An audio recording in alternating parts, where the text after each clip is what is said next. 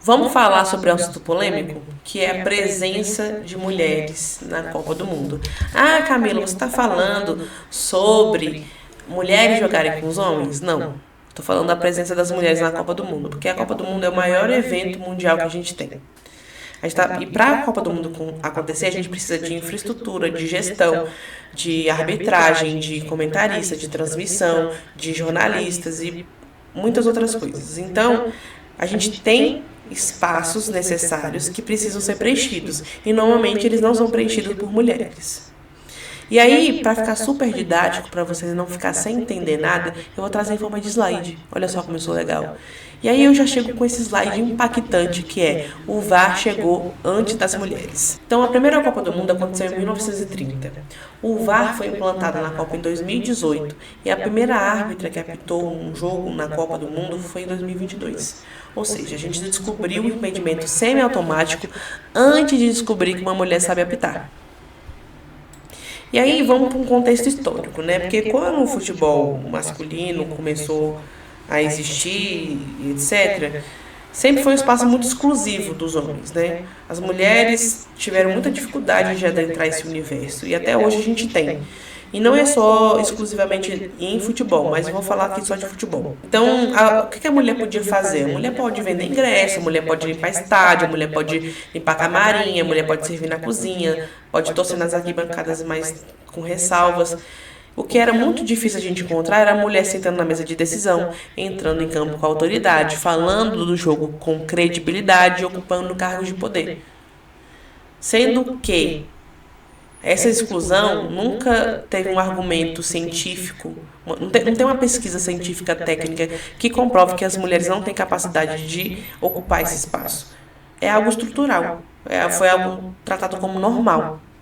Vocês entendem isso?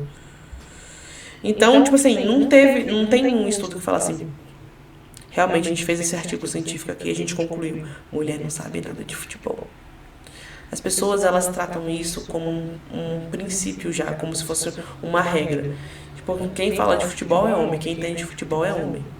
E não é bem assim, né, galera? A gente vai falar sobre as primeiras árbitras, né? Eu acho que é a Stephanie que fala o nome dela, mas eu vou falar porque ela é francesa. Então, a Stephanie Frappart foi a primeira árbitra principal na história da Copa do Mundo. Ela apitou o jogo da Alemanha e Costa Rica. Quando a gente para pra olhar, não foi um jogo, tipo assim, que teve uma divergência gigantesca, teve polêmicas, problemas, porque uma mulher apitou. Não, foi um jogo normal. Uma arbitragem normal, segura, e que ninguém morreu porque uma mulher apitou uma falta, um pênalti, um impedimento. E junto com ela teve a Neuza Beck, do Brasil, e a Salima Mukasanga, da Ruanda. Se a gente for parar pra pensar, muita gente questionou, né? Uma mulher apitando o jogo, se a gente for olhar o currículo da Stephanie Frappart, é um currículo assim de dar inveja. A gente não deveria nem questionar por que ela estava lá. Só olhar o currículo dela, a gente consegue perceber por que ela foi escalada para apitar um jogo de Copa do Mundo. Teve aí 92 anos de árbitros homens apitando, errando pênalti, errando impedimento, tendo polêmicas, e ninguém nunca questionou isso, se era um problema estrutural, se era um problema estrutural de gênero. Sempre foi natural, né? O homem sabe apitar, ponto. Quando chegou a mulher, tipo assim, vamos ver se isso vai dar certo? Vamos ver se ela sabe fazer isso?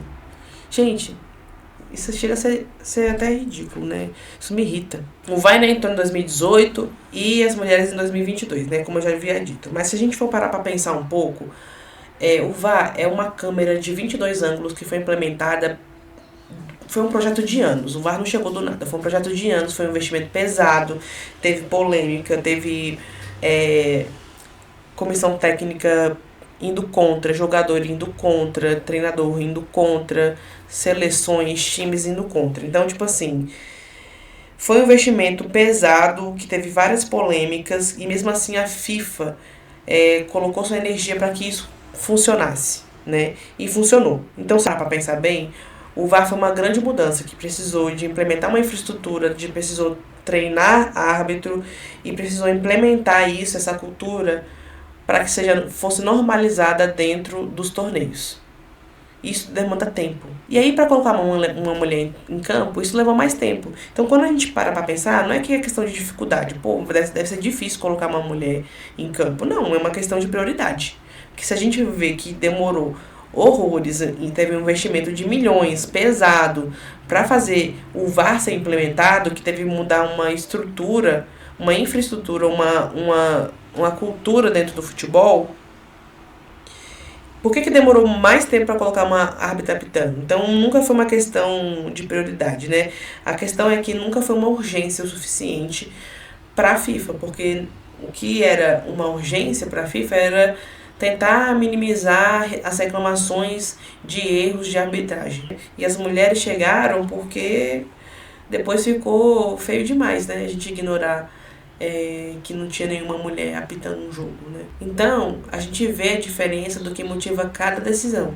E aí agora falando sobre narração, saindo um pouco do campo, por décadas, né, a gente normalizou que narrar e comentar futebol sempre foi trabalho de homem. E aí, quando a gente para olhar na história, a voz marcante do Galvão Bueno narrou o gol do Ronaldinho contra a Inglaterra. Nunca teve, a gente não tem uma referência de narração feminina. O Kleber Machado narrou aquele gol contra a Alemanha. E quando a gente vai falar sobre narração, a voz do gol histórico é sempre masculina, nunca feminina, né? Quando a gente vai falar sobre comentaristas, a gente descredibiliza muito, né? Essa mulher sabe o que ela tá falando? Não, já jogou bola? E você já jogou bola? Já foi pra Champions League? Já foi convocado pra seleção brasileira? Não, né, porra? Então para que você tá enchendo a porra do saco? Não, sinceramente, né? Então, tipo assim, a gente tem que parar de descredibilizar uma mulher só porque ela é mulher. Porque tem muito comentarista que nunca também jogou bola. Obviamente tem ex-jogadores que viram comentaristas, mas enfim. Então, quando a gente vai comparar a Copa de 2026 com a Copa de 2022, a gente vê que no total geral de 2022 de arbitragem a gente teve 129. E tivemos 6 mulheres no total, contando com árbitras principais, assistentes e de vídeo. Isso significa 4% de 129. Aí, em 2026, a gente vai ter a maior Copa do Mundo, né? Aumentou o número de seleções, vai aumentar o número de jogos, e a gente saiu de 129 para 170. E o total saiu de 6 para 11, de 6,5%. Gente, isso é muito pouco, né? Vamos parar para pensar aqui nos árbitros assistentes. Saiu de 69 e foi para 88 em 2026. Aí a gente saiu de 3 mulheres para 4. A gente aumentou uma. Sendo que aumentou de 69 para 88. Saiu de 4,3% para 4,5%. E quando a gente para pensar, a gente pensa, pelo menos foi implementado em 2022, a gente vai ter um aumento significativo. A gente não teve um aumento significativo.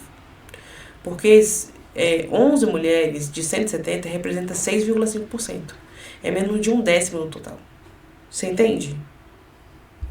Se a gente for parar pra pensar, a gente não tá falando de capacidade, a gente tá falando sobre falta de oportunidade, porque capacidade a gente tem, né? Não faltam mulheres competentes para conseguirem narrar, comentar, apitar ou dirigir uma seleção, um time, né? A gente tem exemplos claros, Renata Silveira, Stephanie Frappart, Leila Pereira, né? Então a gente vê que não era questão de oportunidade, a porta sempre esteve fechada, né? E a porta fechada não é questão de destino, é questão de decisão. E ela é repetida, sustentada e defendida ativamente por homens e por décadas, como se fosse algo normal. Então a gente precisa pensar sobre ampliar esse espaço e deixar ele mais igual, deixar ele justo. Porque representatividade não é cosmética, a gente não coloca ali só pra ficar bonito, é infraestrutura. Então quando a gente vê uma mulher apitando, a gente vê uma mulher narrando, a gente vê uma mulher comentando, a gente pensa, eu também posso ocupar esse espaço. Esse espaço também pode ser meu. E a gente precisa ocupar o espaço que a gente quiser ocupar.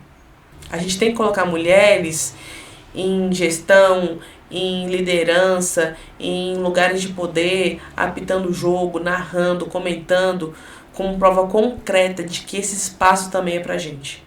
né? Gente, o futebol é o maior evento esportivo que a gente tem. Então, o que acontece dentro do futebol? Quem apita, quem narra, quem decide, quem aparece, não é um detalhe. É um símbolo. E símbolo é uma forma cultural. A gente não pode normalizar uma exclusão de 92 anos. Você entende? Agora, para finalizar, que nunca foi questão de não ter resposta. A resposta sempre esteve disponível. A pergunta é, por que demorou tanto tempo? Por que demorou 92 anos? E a gente vê que a gente ainda está muito longe de melhorar, né? Porque a gente teve um crescimento muito pequeno. Porque se a gente parar para pensar, aumentou o número. E a proporção não foi equivalente ao aumento, né? Então, se o bolo cresce e a fatia continua pequena, não teve aumento, gente. E aí, eu deixo essa reflexão aí pra gente pensar um pouco sobre esse assunto e ver que a gente ainda tá muito longe do que é ideal. É isso, galera. Eu vejo vocês no próximo vídeo.